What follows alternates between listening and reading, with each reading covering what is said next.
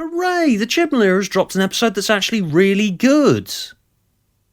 Yeah, well, it's not exactly a hooray situation given just how harrowing Demons of the Punjab is, but after I open my Saranga Conundrum review with celebrating that it's bad, celebrating the fact I actually had something to talk about for the record, if I didn't then start a review of a good episode by celebrating that it's good, then presumably I'd get shouted down for being biased. But yeah, Demons of the Punjab was really good, but it's not exactly a hooray situation because, well, you fucking saw it. And although I really liked it, I'm not exactly keen to watch it again, and explaining why will take me a while, please bear with me. I do think it's brave of the show to start confronting relatively recent and very heavy historical events like US segregation in Rosa, and particularly in this case with the partition of India, because it's an event that rarely, if ever, gets taught in British schools. So doing this in a sci-fi show for all ages with access to a time machine is a superb idea.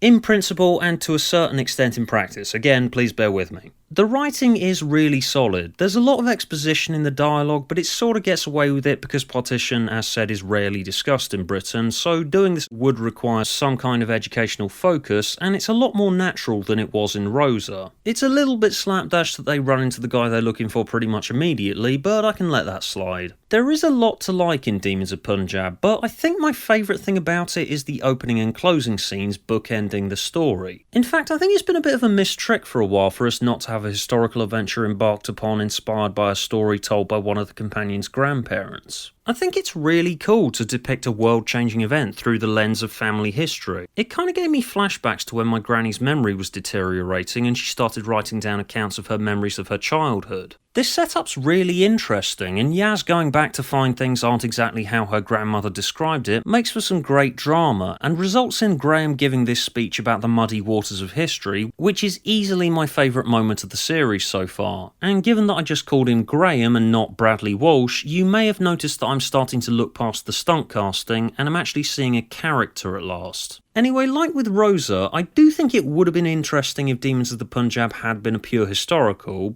Really, why are we so afraid of them?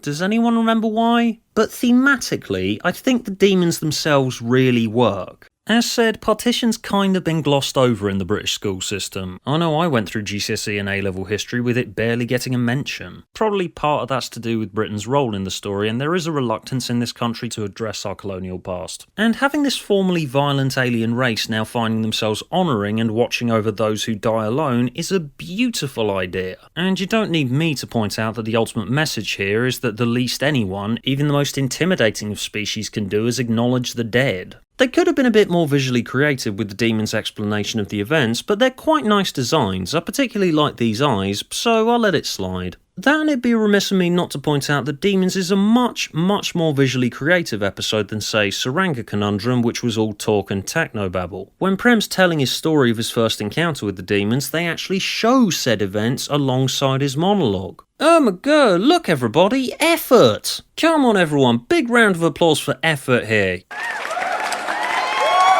Hooray! Effort!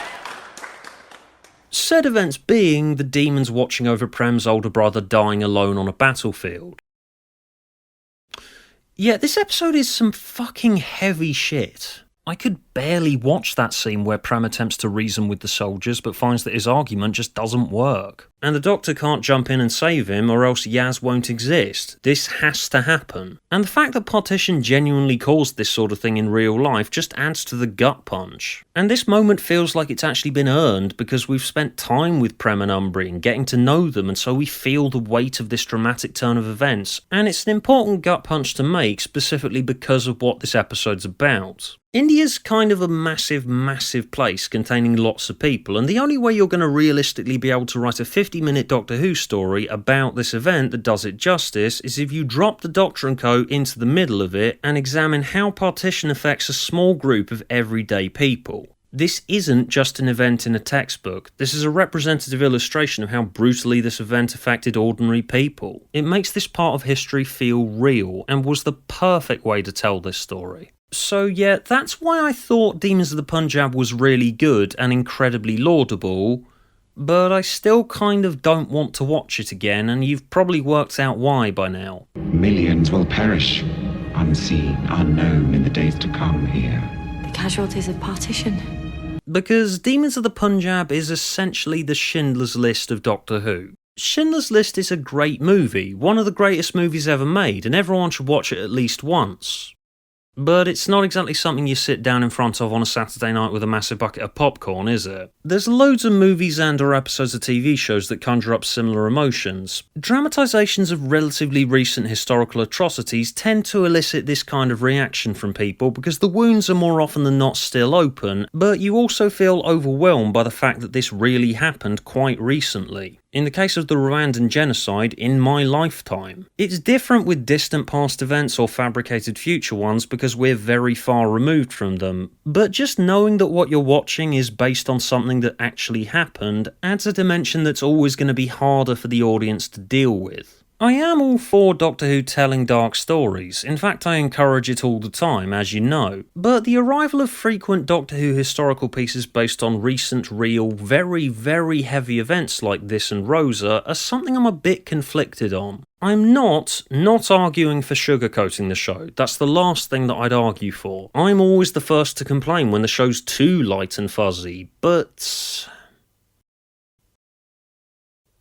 Okay, I have to make this example. Okay, imagine, say, a Doctor Who historical episode set in a concentration camp.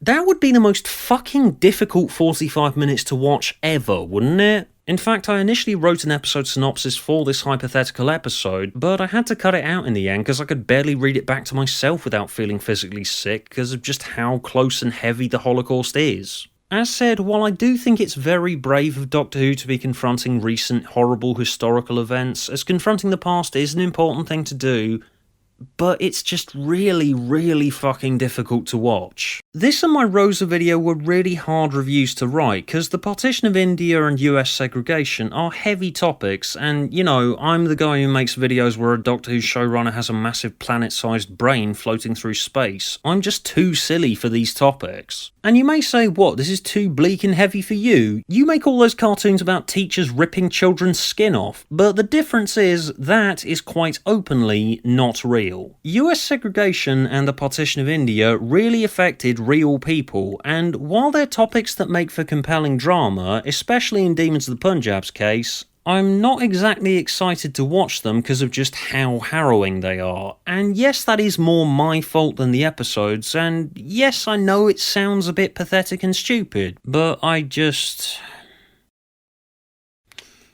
having a hard time dealing with heavy shit right now, okay? And this is some really, really heavy shit, and I'm just going to curl up into a ball under my desk and cry myself to sleep until January, okay? Okay, the video's over, everybody. Just pretend I said something insightful and conclusive, okay? Okay, we cool? Okay, good night, everybody, good night.